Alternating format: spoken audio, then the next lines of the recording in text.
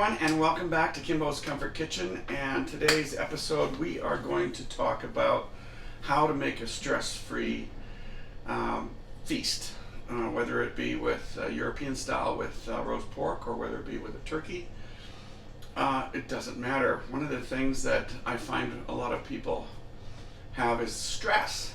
We get really stressed before we have to make this big feast for the whole family, and getting everything out on time and getting it all done so it's hot and looks great.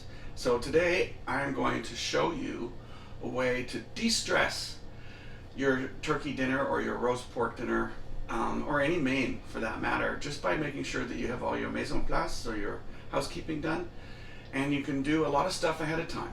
So let's talk about those things. But first, I want to thank you for all your support. I got over 500 subscriptions, and I want to ask you a favor. If you like what you're seeing and you like these recipes, please ask one person that you know to subscribe.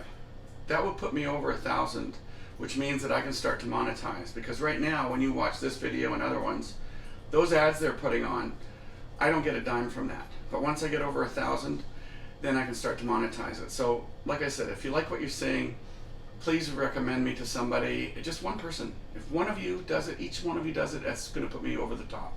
And that would be the best Christmas present ever. So, let's talk about the meal itself. The issue is getting everything out hot and trying to make sure that everything's done properly.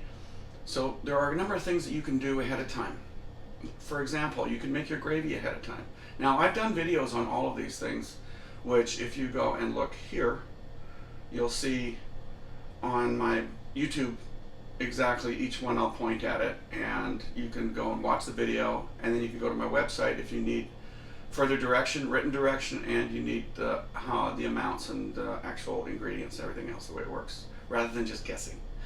So, first is gravy. Do the gravy ahead of time. My family, well, specifically my wife, she likes to have a boatload. She wants it swimming. It has to be a puddle of gravy. So there is no way in hell, whether I'm making turkey or whether I'm making roast pork dinner, that I'm going to have enough gravy from just making that. So what I do is I make that all ahead of time, and I make liters of it.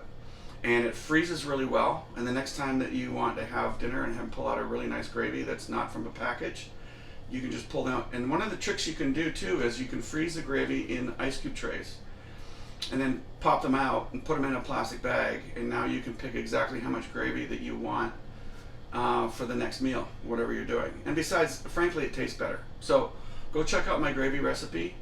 The next one is doing, what was it? Oh yeah, cranberry sauce. If you want to make a good cranberry sauce, I've got a great recipe. It's with Grand Marnier. You don't have to use the Grand Marnier, but I like it. It adds that little je ne sais quoi in there. And it's easy to make.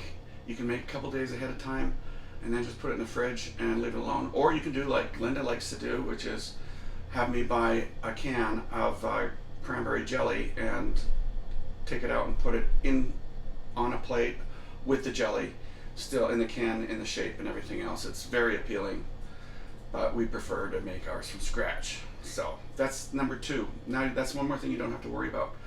The third one is stuffing. Now, I know some people like to do the stuffing in the bird, but there's 2 issues with that. One is temperature, getting a core temperature in the center where the stuffing is has a tendency to dry out your bird because you have to keep cooking and cooking and cooking it. Now, I brine my turkey to begin with, which helps quite a bit, and then I just stuff it with fruit like oranges, apples, and onions inside, and that works just great. And I make the stuffing on the side, and I make the stuffing ahead of time. Lately, I've been putting in sausages, like Italian sausage, into my stuffing, and it's killer. Now this year I'm not doing a turkey. We're going to do, normally I do 2 meals. I do roast pork on 24th, which is when we celebrate in Denmark, and then the 25th I do a turkey. But I'm feeling lazy this year, and we've had some people that, well, it's COVID, let's put it that way. I don't feel like doing 2 big meals this year, so I'm just doing one on the 24th.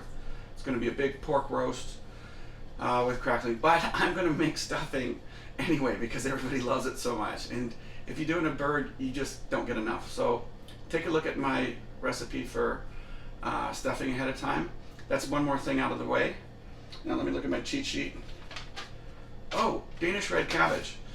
Now for us Danes, you know, you can get it in a jar and all the rest of that stuff, but honestly, it doesn't really take that much effort. And if you're having the roast pork, the red cabbage is just, it blends so well with it. Now if you're doing a turkey and you want to do something as a side that is different and that most people don't normally think of, try this red cabbage recipe. I think you'll be pleasantly surprised. It's awesome. Again, red cabbage recipe, day ahead of time. Or you can do it 3 or 4 days ahead of time. It's even better. Most of these recipes, well, all of them, are better a day ahead of time. So we've got the gravy is done. We've got the stuffing, that's done. Red cabbage is done. So all of these are 3 sides now that all you have to do basically is warm them in the oven when you're ready to go. Now on the day of, there's a couple of things. One, let your turkey rest. I've got a video on how to cook a turkey, how to brine it, and more importantly, I got a way of showing you how to carve it. Because my dad, for example, used to carve the turkey in a way that I would call wrong. A lot of people would carve it right off the breast on the bird and everything at the table, and it looked really cool, but it's not. What you take a look at the way I'm doing it, and it makes life a lot easier. Let it rest much longer than you normally think that you could, but it saves you time because it lets you, while it's resting and tented, you can deal with everything else. Now here's the one from my grandma, my fatma, and that is the mashed potatoes. My grandmother used to do mashed potatoes, but she would put them to bed before she would mash them. And I mean literally put them to bed. She would drain them, leave a little bit of water in the bottom, wrap them in a tea towel, and then put them in the bed under a duvet, and that will keep for an hour. So it's all about your timing and making sure that you aren't stressing out and you don't have to worry about this, that, and the other thing. It just simplifies everything so much. And again, I have a recipe for that. You can see the video on how to make mashed potatoes and put them to bed and then bring them out at the last minute. Once you've carved the bird and it's tented, or once you've got the roast and it's resting and you've got that tented as well, you got the crackling all put aside, that's the time you pull out the potatoes. Meanwhile, the stuffing is already warmed, your gravy's done, you don't have to worry about it, you got oodles of it.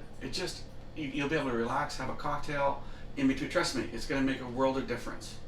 What else? Oh, the crackling. So for those of you that are having roast pork with crackling on, I have a video for that too. And in the video, I'm not doing a whole roast pork because it focuses on just trying to get the best crackling possible. But the rules are the same, the process is the same. And if you go to my website and you need more information on that as well, Kimbo's Comfort Kitchen, I'll have all that stuff. So between having the crackling done, your roast pork done, or whether you're having turkey done, all of these things add up. And what it does is it frees you up for your time and you can relax and take it easy. The last thing I want to mention is spaghetti squash. I have a recipe for spaghetti squash which has it has like 4 views on it. People don't really seem to be that enthused about spaghetti squash, but trust me, take a look at this. If you've never had spaghetti squash, you should. It's pretty easy to make. It's not a big deal. It holds well, so it'll stay warm while everything else is going on. And let me see, I think on my cheat sheet, I think that's about it. Mashed potatoes. Oh, the other one is candied potatoes. In Denmark, we also make candied potatoes. They're little tiny potatoes that are done in a frying pan with caramel. And if you wanted to try something a little bit different, if you're not a Dane, you're not used to that, give it a shot. It's pretty easy to make. Just pay attention to the recipe. Again, I have a video on it. And it's a great side dish. So between that and the red cabbage, candied potatoes, the spaghetti squash, if you want to impress people and show them something a little bit different than just say yams or Brussels sprouts. Not that there's anything wrong with Brussels sprouts. I think they're awesome, except that for me, I think that they're more of a delivery system for bacon and onions. But that's just me. So with that, and on that note, wishing you all the best in over Christmas. This is when it's being filmed. You can use this video obviously for Thanksgiving or any big meal. But Merry Christmas to everybody and Happy New Year, and I hope this helps you. And again, please get your friends to subscribe for me. I'd really appreciate it. Take care. Bye.